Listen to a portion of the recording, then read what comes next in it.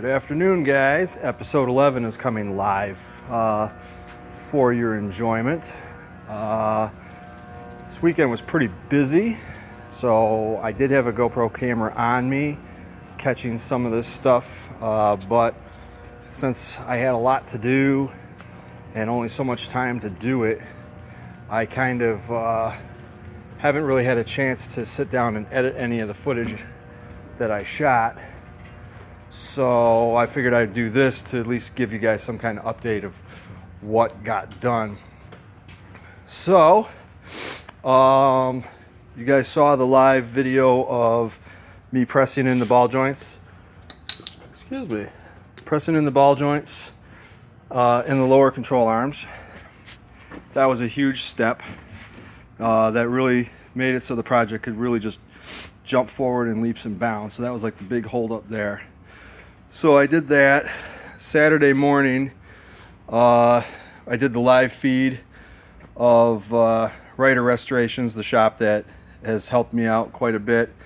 That they do vintage car restorations and they're a full maintenance shop. So I promised the owner that I would walk through and kind of show some of the features or some of the vehicles that are being worked on in there, and then I'm gonna link that on their Facebook page. I got to do that tonight. So then from there I drove down to the shop where the red truck and the rallycross truck are being stored, brought all the parts that I had that were ready to go on this thing, and I hit the ground running. I immediately threw the lower control arms on.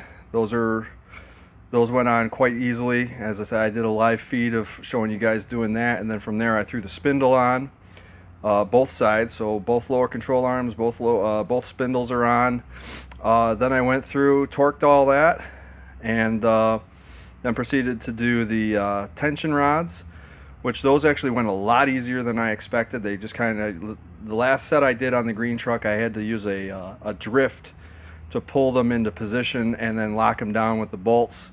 I didn't really have to do that this time. It seemed like they just really wanted to go. Once I got the first bolt to go into the lower control arm, the second bolt just follows suit. So that didn't take long at all. I was kind of surprised that I got that much done.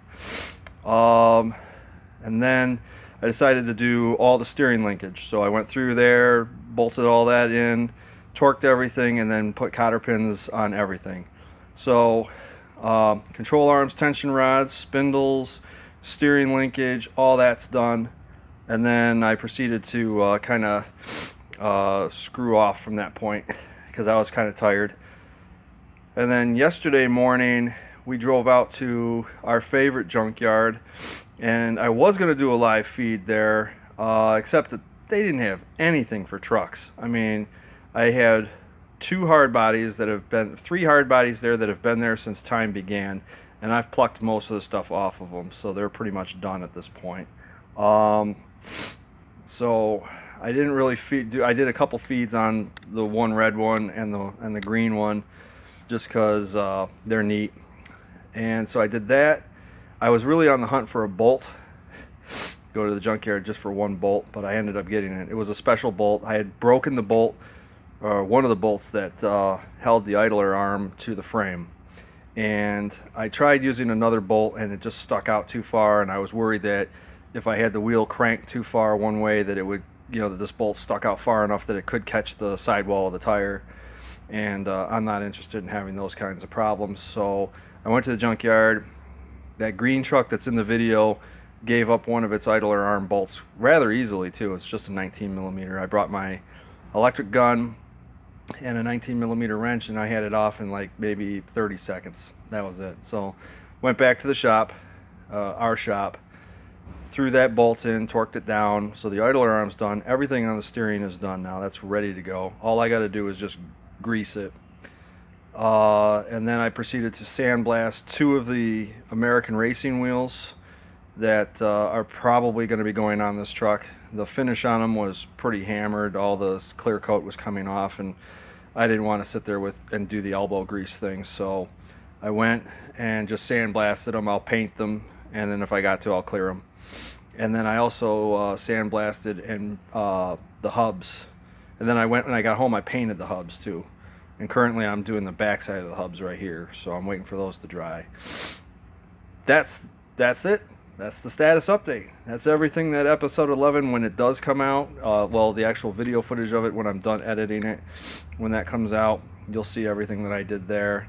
So I figured rather than just let you guys sit in the dark, that I would do at least some kind of verbal update so you guys knew that I was still working, still tootling along on this thing. So I figured if we got a few people here, and if anybody had any questions about any of the stuff that I'm doing, that now would be a good time. I mean, if you got any questions, I'll take them. Otherwise, I'll just flap for another minute or so, and then I can shut this down. The hubs are painted.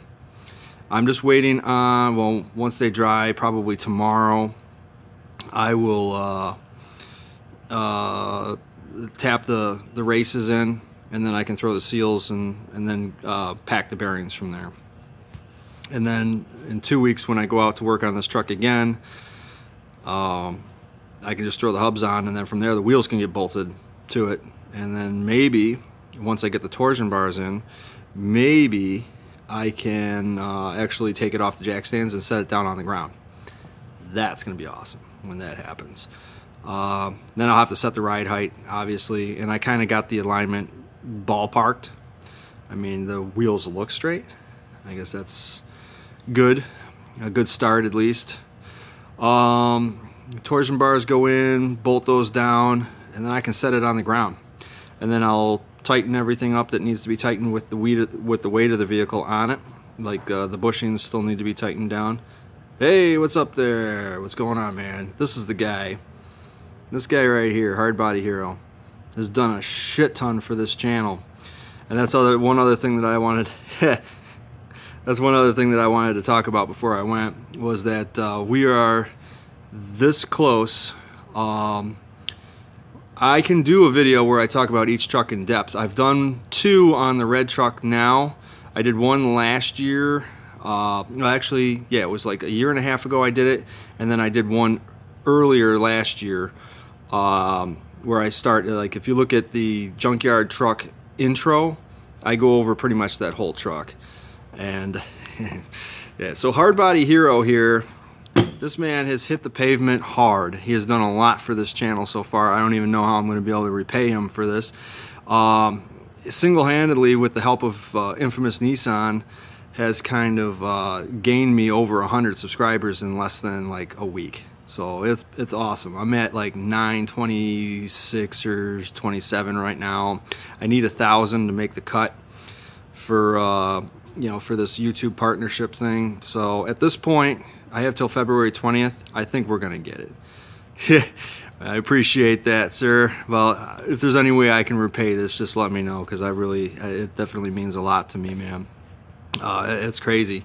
It's a lot of work trying to get the channel out there and get people to subscribe and follow along. I mean, it's a niche market. It really is. I mean, I guess I could like expand my horizons and go with like mini trucks in general, but that's the thing. I don't know like the Toyotas and the Mitsubishis as well as I know like these hard bodies. I couldn't tell you a specific thing. I don't have any service manuals on them, so if I went to go into my library, I'd be like, well, it could be like this, it could not be like this. So I really can't like venture into a generic truck kind of channel, because I don't have as much experience with them as I do with these D21s. So it's been a little slow getting the channel up. Used to have a 92 Mighty Max. That's cool. I've had nothing but Nissan trucks. I've had 2 720s, and I've had a whole bunch of D21s. Never had a Mazda, never had a Toyota. Yeah, I went from 720s. I had an 81 720 King Cab ST, and I had an 84 dually regular cab. That was a pretty cool truck. And then I've had 2 96 trucks. I'd have to go down the list and see. There's a lot of them. I mean, I've had like seven hard bodies at this point now, and then I just ventured into the Pathfinder realm, so that's going to be a whole bunch of fun there. Yeah, so I need 1,000 subscriptions to get to this carrot that YouTube has dangled for me. Yeah, the last of the 720s, just to answer your 720 question about computer controlled, the last of the 720s were computer controlled carburetors in a way. They kind of crossed with the Z24 that you would find in the early hard body. There was like a transitional period right there in about 86. So my 81 had no computer. It ran on a Miracle. It was an old school carbureted unit. Vacuum lines everywhere. And the 84 had a real basic computer, I think. I think it read like O2 sensor stuff, and that was about it. I think it would tell you if the O2 sensors were done for or not, and I think that's about as far as it would go. I don't think it actually controlled timing or told you anything else that may have been wrong with it. So, yeah, archaic, but fun. And that 81 was fun. I'll have to post some pictures of it. There are some pictures of it floating around on the net. It was like flat black. I had the headlight covers on it. It had tinted windows. It had the chrome nugget style wheels on it. Just and I lowered it like 2 inches, so it was nothing fancy. Yeah, I missed that truck. I had a header on it. I deleted the rear bumper. I put new fenders, new hood, new doors on it. Had all that stuff painted, and then life happened, and it ended up leaving me. And then I went to a car for a long time, and then as soon as I got a chance to get back into a truck, I took the horse by the reins, and that was the green truck. And I treat it like it's, you know, a continuation of my old Datsun. So that's why I do as much as I do for it, because I felt bad about getting rid of the Datsun, which was never get rid of your Datsuns. Do you know how to rebuild a carb? It depends on the carb. It's mostly like a gasket thing. Is it a carb for a 720? Is that what it is? I mean, because those can get kind of nasty. I do have the service manuals on those, and I'm sure if I sat down with the manual and with all the parts that I'd probably be able to fumble through it and figure it out. But off the top of my head, I can't say like this is exactly what you need to do. So yeah, I had GTS headlight covers on the 720. So I'm just jumping around because you guys are throwing me messages, so I'm just gonna try and answer them as they come up. But yeah, for the carb, I would definitely consult the manual for sure. I mean, I've got manuals that would definitely be able to show you breakdowns and everything like that. And if somebody wanted, I could probably scan it or take a picture of it. And do you know the way? Depends on the topic. In some ways, I don't. That's how I ended up as a parts guy for a Navistar dealer. If I was an expert, I wouldn't be a parts guy at all. Yeah, so we did the channel, the parts on the trucks. I don't know what's left. We had a little bit of warm weather this week. That was pretty good, so I was able to get outside and kind of stretch my feet a little bit. Oh, I haven't seen that. I haven't seen that yet. No, dude, I'm enclosed in a steel building, you know, more hours of my life than I should be, so I don't really get all the exposure of what the hippest thing on the internet is. I really don't.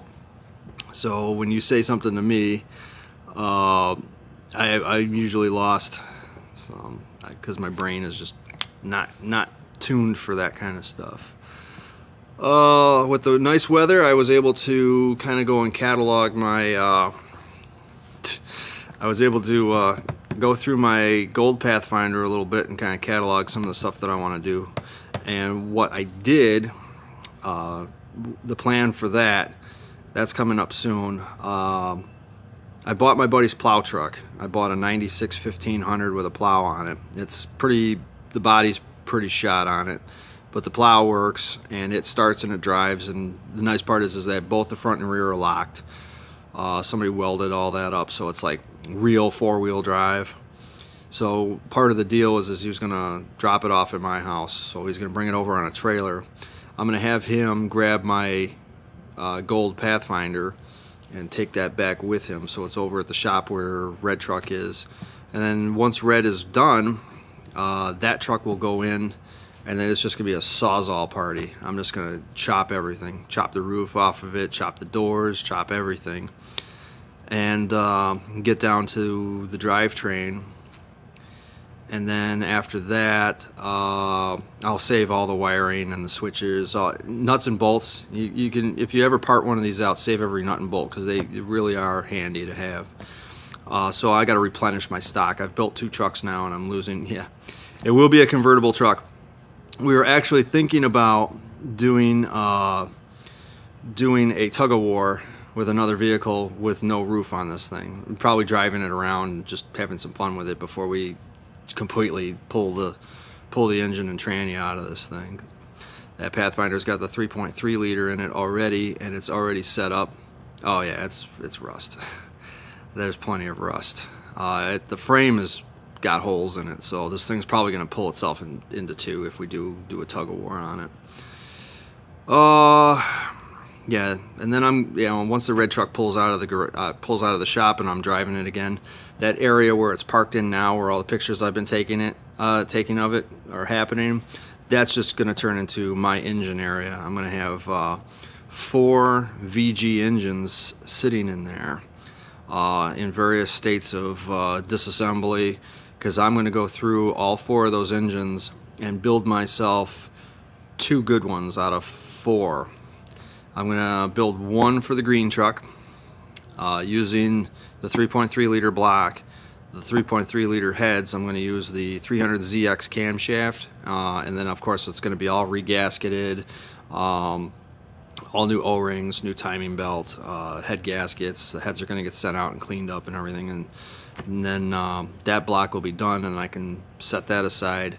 And then I was looking at the KA in the red truck the other day, and I'm just like, this thing runs really good, but it's red with rust, and it's got leaks. I mean, it's really like oily. So I don't know how much time that engine's got left on it. So I was thinking maybe another V6 swap. Red truck with a V6, that'd be kind of fun. So I'm going to build 2. They're both going to sit on pallets until one day I figure out exactly what the hell I want to do with this thing, because there's just so many possibilities, and there's only so much time in my life. So I got to try and get as much done. And I don't want to chuck anything, because I might need to go back to it at some point. So, all right, well, there it is. I'm waiting for paint to dry. I'm on lunch, so I figured I'd just spend a little time with you guys, and if there's anything else that you want me to cover on this while I'm here, ask away. I'll do what I can to answer for what I've done so far. Oh, everybody's gone. All right, so I'm going to take the time to just end here. Thanks for watching, guys. What did I eat for lunch? We'll talk about that somewhere else. I'm trying to do that here, trying to make this episode 11 like stay on topic. So yeah, that's about it. That's all I got. So guys, enjoy. I will definitely be doing some editing this week and trying to get all the footage that I did get on Saturday pared down to probably a 10-15 minute video, just covering everything, because it's just a lot of stuff. A lot of stuff happened. A lot of things went down, and I didn't have time to set up the camera for every aspect of it, so hopefully I can at least get the main gist of it. As always, I want to thank Warren, who's watching. I want to thank Infamous Nissan, who's been just absolutely wonderful and everything. I want to thank all the subscribers and viewers. 1,000, if we can hit 1,000, this channel will be awesome. Thanks for tuning in, Joe Solo. Appreciate that.